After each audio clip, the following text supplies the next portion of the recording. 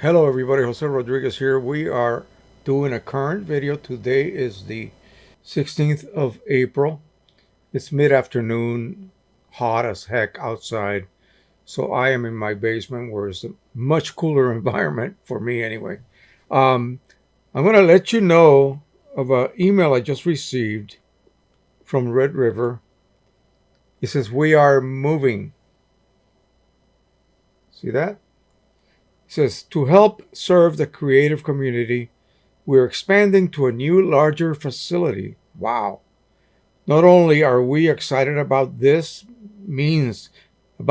means for the growth and future of Red River Paper, but also the product, service, and opportunities we can offer our wonderful customers. And it just says, to accommodate the move, we will be closed April 22nd. So that's like 6 days from now. 22nd to the 24th. That would be, I think that's going to be a weekend possibly. No, actually, no. Wednesday through Friday. So local pickup orders will not be available during this move. Limited phone support will be available during the move. Orders placed during the days we are closed will be fulfilled upon our reopening at the new location, April 27th.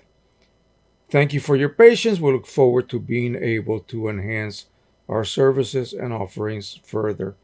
And then they're moving. I don't know what their previous address was, but for your information, our local community and customer, a new office and facility address will be 8900 Ambassador Row, Dallas, Texas, 75247.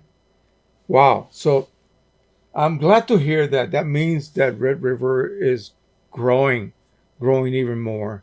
And that is awesome. Now, as I said in my previous video where I just opened up my heart to you guys, told you a little bit about my life and how I became what I am today, um, including, when I told Nathan that if he hadn't been for a small essay that I had to write during my training as a field medic, as a combat medic, back in 1970, actually 69, I went to several schools after that.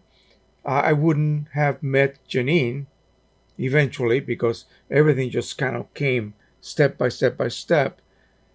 Had I not met Janine, your mom would not have existed and you would not have existed either. And we were having lunch at McDonald's. It was one of those early release days. So he was starving. We went to McDonald's, had lunch, and he was in the process of applying to the high school that he is now going to. And I told him, do the best you can with that essay. And if you don't get accepted, well, you tried your best. You did. Make sure that you do that. And he did. And he got accepted. So that sort of opened up his eyes. I told him that we would not have been here sitting next to each other eye to eye. You would not exist. That sort of shook him up a little bit. Anyway, so that day, I think at the end, I decided, let's forget about this for now and let's talk about printing. And I brought up the notice that Mike Cheney provided for me that even now a newer version of Print Prism is going to come out, and it's going to make everything fully automatic. One button press, that's all you need to do. The only manual thing you need to do is actually, if you are doing this from the very, very beginning, choose the scanner or printer with scanner combination you're going to be using for the scanning process.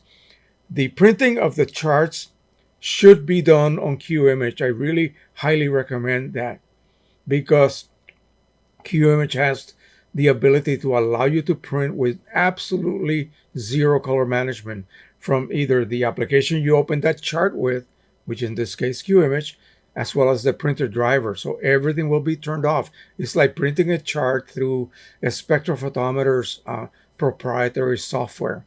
QImage sort of becomes that. And I think it's the only application that has an off setting, OFF. And that way, no management whatsoever will be introduced. You will print that chart, one similar to this. I have many here that I'm going to be redoing. And then you scan it. And I'm using my 8550 for that. But I have to do a lot of things manually. This time, no more of that. The only thing you need to do is initially, had it been my first time using it, I would tell it to use the 8550. That's it. It sets the scanner's software to no color management, to image and color. So it's going to assume this is an image. Yes, it is in color. I'm going to scan it in color, not black and white, but I am not going to introduce any kind of color management. I'm going to leave it everything as raw as possible. And then I'm going to scan this on that very scanner again. But currently I have to do some things sort of manually. No more, apparently. It's going to be fully automatic. The only thing you have to manually enter is the name you're going to give that profile. Boom, done. So, as you guys may know or may have noticed, I just recently lost my Pro 100 after more than 14 years of very, very good use out of it. Refilling constantly, and I didn't even saturate my internal ink pads yet. Just the printhead died. So luckily I had extra printheads. I set a brand new one, and I had two of those in box. That goes back a long time ago. I don't want to jump from, subject to subject here, but the reason I have two extras is because at the time I got the Pro 100, it had just come out. They were offering it for free if you bought a camera from Canon. And a lot of people just didn't care at all about printing, so they were selling them on the local Craigslist for about $100 each with the paper. That's $50 worth of paper. So that's why I have two extras at this point. Anyway, set it up, OEM inks, and I decided, well, wait a minute, let me go ahead and do a print prism profile using OEM inks and the highest quality paper that Canon provides as far as a glossy Platinum N. So I did that. I have printed now one standard image with the print prism profile, and then one letting the driver control color. That means that it's going to use the OEM ICC that was installed with the driver in your computer for that particular platinum gloss paper. And so here they are right here. And I want to line them up correctly because you will see a difference. Now, my camera is going to probably oversaturate this a little bit. I am not looking very neutral right now in front of me, but you'll have to take my descriptions for granted here. Now, originally, OEM ink for Canon printers had an issue, a accuracy issue with a certain zone within the red area. So yellow, orange, reddish orange, and then finally getting over to pure red, it had an issue. It would just skip that and jump over to a slightly magenta-ish red. So a pure neutral, if you want to call it that, red could not be printed with the Pro 100, especially with the OEM profile. Initially, when I was setting up my original one, I did profiles, of course, for the OEM ink, and also began to use Precision Color Signature Edition ink at that point as well. And it was miraculous. The Signature Edition ink was able to solve the issues that the original OEM ink had. Well, it's no joke, but years later, the Pro 200 came out and solved that issue and displayed on their ads the same thing that Mike Lee told me he saw in my videos, which is no way to really evaluate a color image on video. No, you have to do it visually. So on the very top here, I have the OEM ink and OEM profile. OEM ink, OEM profile. Notice how blown out this is. Again, that's not the way it looks like to me. On the bottom is the print prism profile, all on the Pro 100 OEM inks platinum gloss paper. When I look at this in front of me, it's incredible how well defined the red is. It is, I can see just nuances on the highlight areas of those strawberries that simply do not appear here. And as I am looking at this looks slightly orange. It still does. It's funny that my inks have sat there forever, 14 years, without being used, and yet I can see that difference. Let's look at that neutrality. The neutrality seems okay. Um, I always wonder whether this was being displayed correctly. No, this is the way it's supposed to be. All right. Full density. That's a electron micrograph of a, I don't know what it is, but electron micrography is sort of 3D. It's not a section that you shoot electrons through it, but you bounce electrodes off of a sample. Now let's look at the children's faces. The one on the right is the print prism. The one on the left is the one from OEM profiling. Let's look at the transitions. I'm looking for any kind of issue. Now, I see a huge issue. Huge. Can you tell me what it is? This is OEM. This is print prism. Look at these two colors. It's supposed to be green and cyan. It almost looks the same with the OEM profile and OEM ink. Once profiled with print prism PP right here, you can see the difference. Look at that. So that made a humongous difference. Let's look at the autogamma colors. And those are right here. This upper row, let me line this up for you all to see. Okay, so these are the autogamma colors. These are the autogamma colors. The upper one is print prism, and the lower one is OEM. Sorry, but these almost look the same. There's no differentiation between those autogamma colors. So what happens is autogamma colors, they're basically they live outside the, want to call it a bubble, outside what the printer can produce using a particular profile, particular paper. Okay, so obviously the OEM profile cannot differentiate from those colors. It's printing them like, look at that, almost the same, just like these two right here, almost the same. Even though on my computer I can see them. So something is up, right? That profile was not really doing its job. Now, print prism on the top, and again, I'll just says PP right here. Okay, this is OEM. This is OEM ink, OEM ICC. Okay.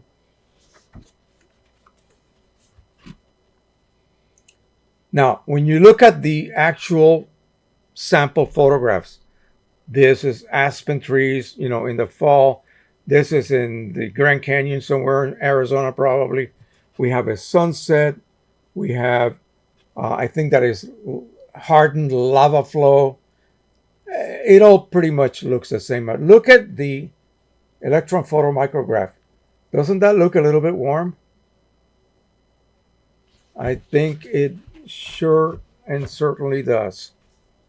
Let's look at the patch, the black to white through gray actually patch, and this is OEM. This is PP, print prism. Yeah, I can see that. One is warm. Now, when I backlight this, I want to see how far down. This is print prism. I got to really backlight it. I can see. Can I actually see two? Let's just say I can see number 4. And the little box number 2 just kind of blend. You can see those little slightly lighter squares right there. So they will sort of blend with the background, which is 000 black. Let's look at the OEM one. So this is OEM ink, OEM ICC. It stops at 6. So I can see 6, but not 4. And not 2, obviously. Here, unless I'm seeing things, I could almost see number two, but let's just say that we cannot. Let's just say I could only see four. So we gained a little bit. Now let's look at the highlights. So 255, 255, 255 on each channel would be white, would be no ink on the paper. Okay. So 254 times 3 would be the tiniest amount of ink. 253, again, you should be able to see it. And on the OEM, yeah, I can see 253. On the print prism, I don't know whether you can detect that. It's very, very difficult. I can see 254. So not only did I gain tremendously, especially these colors here, compared to that, I mean, let's take a close look at that. This is more like what they appear on your monitor. The monitor can display these colors like no printer can produce them. In other words, this is backlit. This is an electronic device using, you know, uh, diodes. Is that what you call them?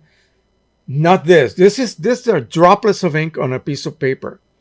So of course, this is going to be a lot lower ability wise to display what the monitor can display. The monitor will always outperform the print. I don't care how good your profile, how good your printer, how good your inks. Your monitor, correctly calibrated, always outperforms the actual print that you produce. I'm dropping everything here.